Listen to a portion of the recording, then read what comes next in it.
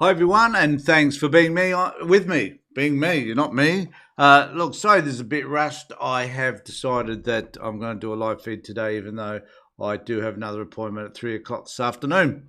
So I'm here to have a chat with you. I can't see. Um, so someone says, "Good afternoon, Tony. Thanks for watching Sky, so I don't have to."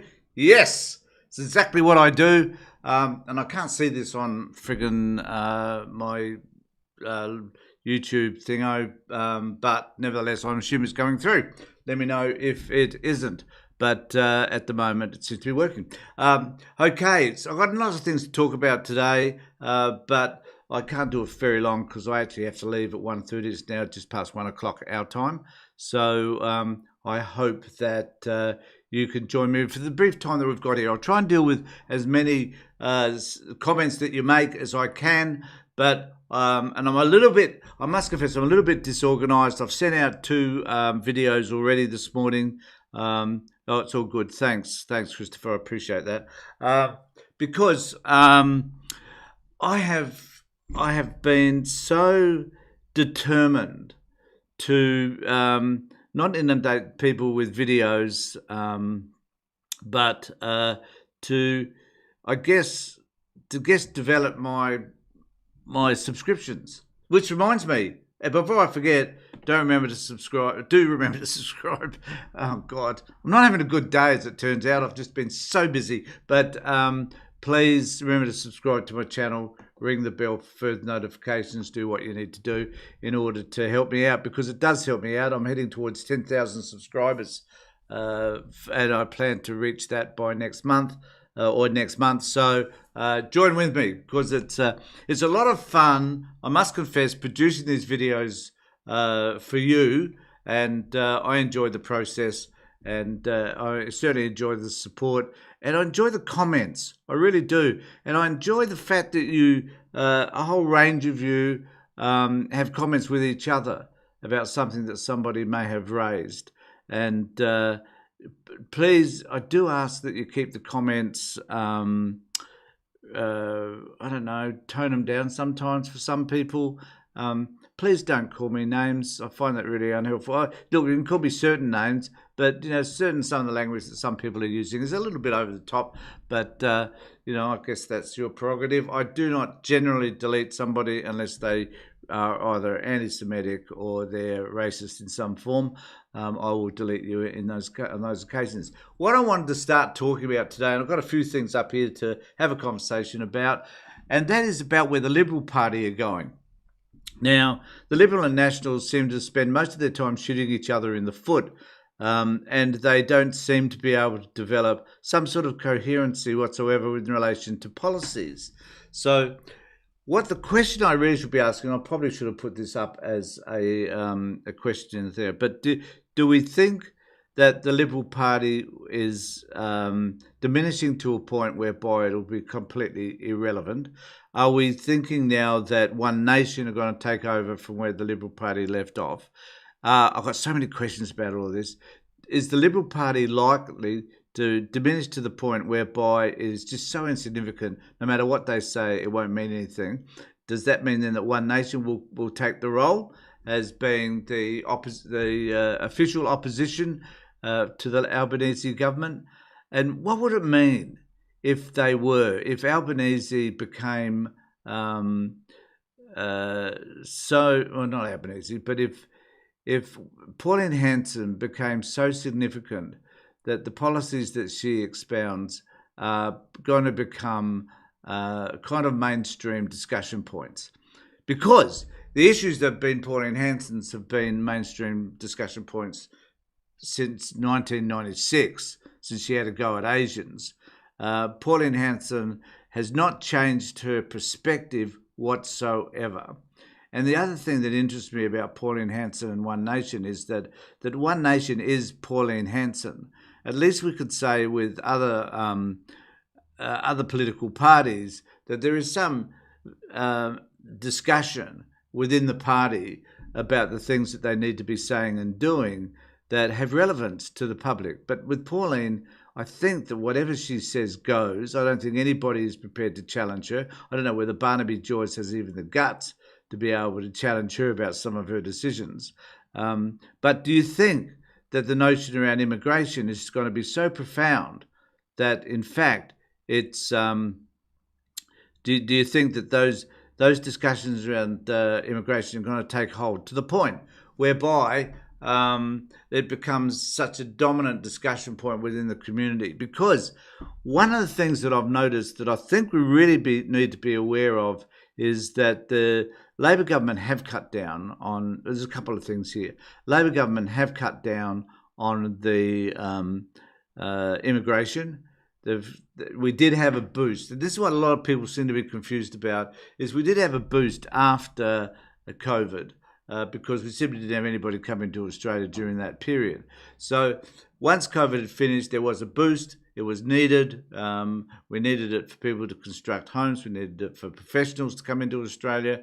We needed it for a whole host of justifiable reasons. So it ballooned. Then they've cut it back.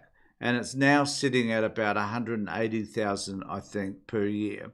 The immigration policy, according to One Nation, is about 138, except they're saying that we shouldn't have people come into Australia who come from Muslim-based countries, which would mean that very few people from places like Indonesia, Philippines, and some Asian countries would not be able to come to Australia at all, according to their policies.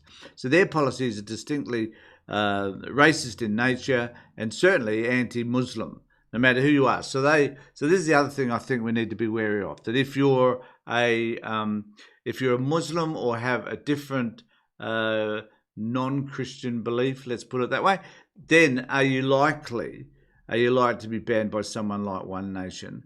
And the other thing for me is One Nation policy all that different, I guess, from what the Labor government are implementing anyway? Not all that much. And the other question for me, there's so many things to talk about. The other issue for me primarily is, where does the Liberal Party sit around all of this? What's happening for them in relation to their policies and where they should sit? So are the Liberal Party more likely to move further and further to the right now because they can't be moderate anymore because that's kind of where the Labor Party is? They can't move to the left. Are they likely to move to the right? They can't move to the right either because that's where the place now that One Nation have taken over. So where do they go? Doesn't mean because of all of that they've simply become irrelevant now. Is that where this is at? And so there's obviously, as a result of all of this, there's a lot of criticism around also David Littleproud and the position that David's taken in relation to this.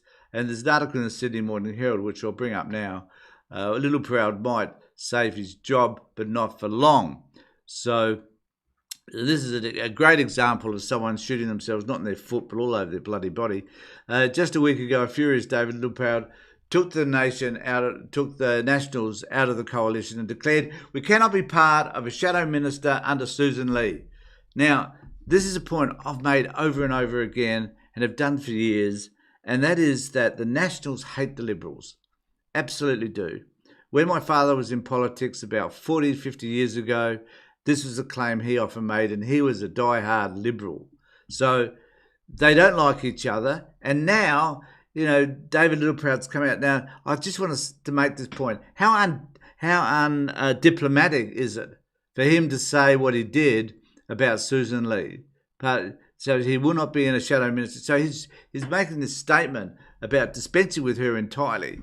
Lee and Littleproud have been awkward allies from the moment she took over the Liberal leadership in May. And the parties have already split once this term. Last week's split was over whether to pass the government's hate crime bill. But if it wasn't this issue, it would have been something else. This time, on his way out the door, Littleproud did his best to deliver a fatal blow to Lee's leadership. So it kind of makes you wonder what kind of conversations these two people were having over the last few weeks.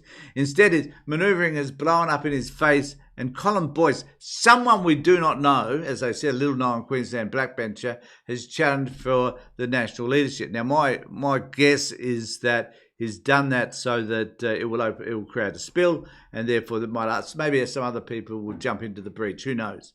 At the time of writing, Boyce does not even have a colleague to second his still emotion, although there is plenty of time to find someone before Monday's lunchtime when the party meets. The decision to challenge was driven by Boyce's growing frustration with Little Proud, a sentiment shared by others still in the party room, while the current leader boasted on Wednesday that the Nationals had held all their seats in the last election.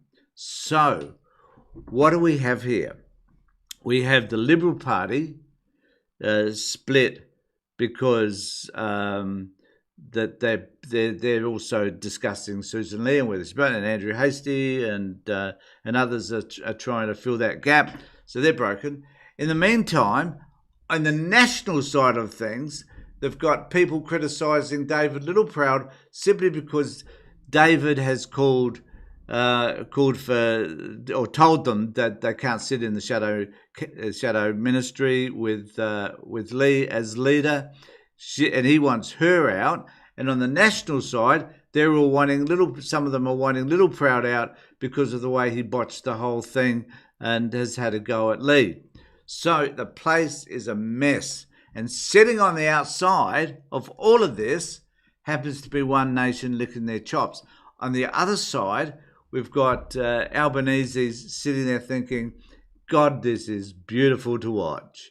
And I can't wait, frankly, for Tuesday question time to see the way the Labor Party have a go at the Liberals and Nationals. It will be a sight to see. The other thing, too, that I want to raise is that can One Nation, how are we going for time? Because I've only got 30 minutes, folks, so please pop your questions in and stuff. And we've had 34 people have got online, which is great. Thanks, Hermanade, whoever that is, as for giving $10. Really appreciate it. Someone gave me some money also a couple of days ago, and I just need to say I cannot tell you, well I can because I'm about to tell you, how much I appreciate it. Behind the scenes, a lot of effort kind of goes into putting stuff together. Spend a whole day putting videos together and thinking about what I'm going to do. And YouTube pay you bugger all. So to get money from people, it is greatly appreciated. I can't tell you how many videos and views I'd need to put out to get $10. So thank you very much for that. I really do appreciate it. Lee should tell the Nats to. yeah, that's true. I agree. I'm not a great fan of Susan Lee, but I'm becoming a bit more sympathetic to her plea. I think she's done the best job she could under the circumstances. And she didn't do. She had no. That's not true. She did some stuff around the Bondi attack, which was really inappropriate. She should have become a bit more bipartisan in terms of her response to that. She chose not to. She chose to attack. That's who Susan Lee is. She's an attack dog. There are times when you can attack, and there are times when you should just sit back and just watch the whole thing fall apart. She should have done that. She didn't. She's suffering the consequences. But she should now decide, and they should really cause a fraction within the coalition now that says we're never getting back with you again. Does that mean, though, and this is a question that kind of occupies my mind, is would it be possible for One Nation to join forces with the Nationals? Is that possible? The problem with that, of course, is in that the Liberal National Party is a one party, basically, or a very tight coalition in Queensland. One Nation's main impetus, electoral attraction is in Queensland. Would that mean then that the Liberal National Party as a Queensland branch would have to break up? Or can they separate themselves federally so that they can join forces at a federal level where it becomes One Nation and the Nationals? I think that personally, that's probably on the cards, and that is probably the best deal that the Nationals could get. Dismiss Lee completely and the government, because the reality is that the Liberal Party have lost so many city seats that they probably won't win them back again, even the next election. And even the polls at the moment, which are indicating a surge in One Nation vote, does tell us that if an election was held tomorrow, the Labor Party would still win with a similar majority as to the one they hold now. So with all of that said, let's see what happens. Liberal One Nation Party, Christopher says, yes, I tend to agree. That is definitely a possibility. The other thing I wanted to discuss is this one. Now, we may remember that, and I don't want to seem like I'm rushing this, but I am. But I am looking at your, and I'll just bring this one issue up, and then I'll start looking at your posts, and we'll start to talk about them. But one of the things that does concern me at the moment is during the Perth Invasion Day rally, a bomb was dropped into the midst. Now, my assessment of that is that had that bomb been dropped into an Australian Day rally, you know, that patriot crap that they carry on with, had it been dropped in there, it would have been a big, big deal. People would have been up in arms, and the right wing would have been spitting shit, and they would have been blaming the left wing, and we would have done the American thing where we've got these commercially grown terrorists. And so, but has that actually happened? And there's also $5 has been given to me by Indy. Thank you so much. I won't reiterate what I said before necessarily, but thank you. I really do appreciate it. And I can't tell you how much I appreciate it actually. But anyway, so the Perth Invasion Day thing. If that had happened to a patriot, whatever that crap is, day where people were waving Australian flags and shit, the right wing would have had a fit. But interestingly enough, because it happened to a Invasion Day rally, of which there were many, I hasten to add, and which were highly populated, that not much was said about it. So it's being investigated as a potential terrorist attack. See, the thing is, instead of being a potential terrorist attack, it would have been, had it been the other way around, a terrorist attack. So this is a potential terrorist act. And the right wing would have just been spitting chips and having a wonderful time getting their knickers in a knot over all of that, I'm quite sure. So, goes on to say, a joint counter-terrorism team is investigating a bomb scare at Invasion Day rally in Perth CBD on Monday as a potential terrorist act.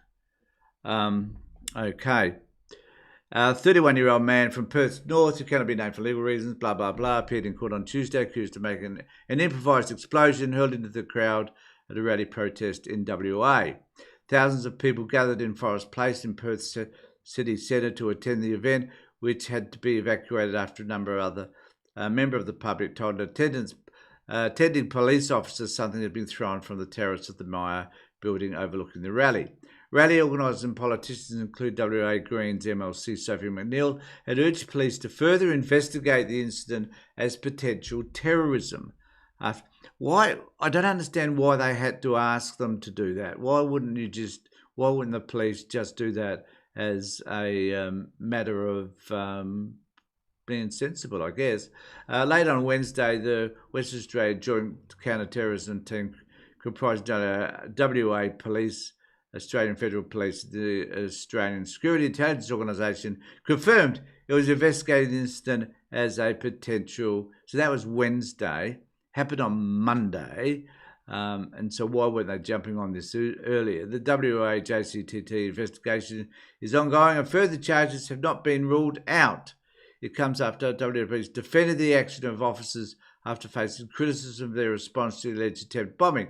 Organisers criticised WA Police for a lack of communication when they became aware of the threat, alleging they created confusion and unnecessary concern.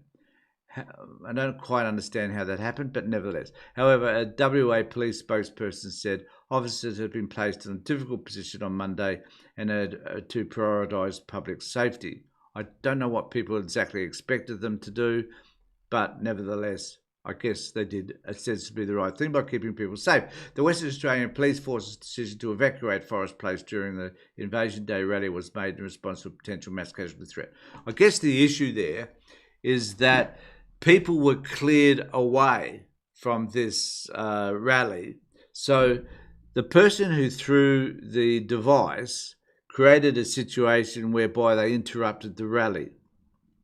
I am saying that had that happened in reverse, had that happened at a Australia Day rally with all those friggin' patriots and their flags, perhaps it would have been a different situation altogether, particularly if that crowd had been dispersed. And remember that there are two different types of crowds. The crowd that you get at an Invasion Day rally is extremely passive. The crowd that you tend to get, and some people will probably disagree, but the crowd you do tend to get at the Australian Day rallies, if there are right-wing nationalist people and Nazis dressed up as just being normal people, you'll probably get a completely different response to it. So I'm going to spend a bit of time in the next 10 minutes just addressing some of the stuff that who's disagreeing with you. Every time I hear these anti-immigrant people, I think, tell it to the black. Well, that's a reasonable statement, I think. Anyone throwing any type of weapon should be arrested, no matter the protest. I agree. What else have we got? What clickbait? Okay, so you have a discussion around the clickbaiting. Is omitting important facts out of the email newsletter. Okay, so the other thing I wanted to talk about is I'm just trying to catch up on the things that you're saying.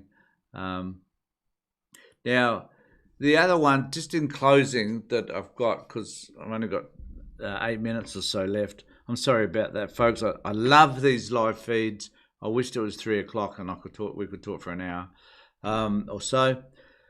One of the things I wanted to ask is, to put to you is, I've often thought about doing live feeds are quite consuming in terms of organisation shit, but that's irrelevant. What I was wondering whether I should have more of them. So maybe a daily feed, maybe a feed that goes for 2 hours. Do people think that that's too much? I'd really be interested to know what you think about that, what your take would be on feeds that are extended, I guess, more of them or whatever, so you can have these sorts of conversations, or whether you think just doing it twice a week, Tuesdays and Thursdays is reasonable. The other thing too is that I've advocated, I've tried to get people, so I had Richard come in with me a couple of weeks ago on a Tuesday. I've got, and he can't do it anymore. He's got personal reasons as to why. And then I've got Nathan Ogilvie, young bloke that comes in with me perhaps once a month.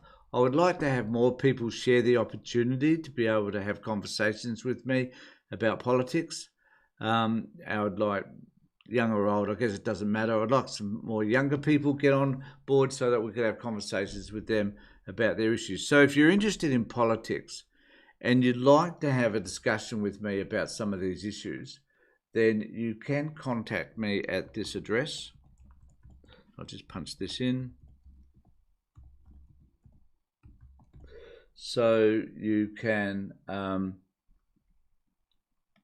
that's my email address. If you're someone who's got a computer, a TV screen, a camera and a microphone, feel free to let me know whether you're prepared to have a conversation. Now, it doesn't necessarily mean that you have to be able to agree with everything that I say. In fact, to the contrary. But if you're prepared to come on and have a reasonable discussion about your point of view, I'm more than prepared to have you come on my channel to have that discussion. You just need a reasonable camera and a good microphone system, I guess. So let me know whether any of you are prepared to do that. I'd be more than delighted to engage with you and have that conversation. So the final thing I wanted to talk about was Liberal Frontier says, so I don't know if you heard of Morrison's speech in Israel, but he made some suggestions which are a bit outlandish. So Liberal Frontier says Morrison's proposal to register imams a worthwhile discussion. Right, I've got something to say about this. Liberal Frontier Andrew Bragg says parts of Scott Morrison's proposal to crack down on anti-Semitism, including the introduction of a register for Islamic preachers, are worth looking at. He also says Australian Muslims need to take some responsibility for extreme incidents. Labor Minister Pat Conway says it is incredibly unfair to hold the entire Muslim community responsible for acts by people who adhere to an extreme perversion. Okay, I need to talk about this issue because we must remember that Morrison came from, is Pentecostal, he goes to the Hillsong Church, and we must remember that there were allegations levelled against the founder of Hillsong for child sexual abuse. We mustn't forget that. So does it also mean that churches like Hillsong should be responsible for the behaviour of their members and their ministers in particular, and their pastors, whatever you want to call the characters, whether they should be responsible? Should the government step in and start to say these people are responsible for what they say and do, which is what I guess the government's kind of saying right now, but somehow we're separating this issue from and making it simply a responsibility for imams to do in terms of Muslim community, whereas like priests are and churches in general have ministers who abuse children by their thousands. And yet, we don't have government stepping in and telling them what they should or should not be doing in relation to the ministers in their church. Yet now we've got someone who's leader of the organisation that he belongs to, who's been allegedly responsible for a lot of sexual abuse in that church. We have now him, Morrison, the clown of all clowns, the man who can't hold a hose, the man who chooses to be overseas when the place is burning, a man who fails to take responsibility for his own behaviour, a la Robodet. He somehow is a man telling us now that we should find some ways legislating against Muslims so that they can be held responsible for the behaviour of their flock, if you like. Crazy notion, but that's where he's at. So we should not take responsibility. Everyone is individual. Absolutely. I couldn't agree more. Brian Houston, that's right. And Scummo. I'll pop that up because that's good. I like it. So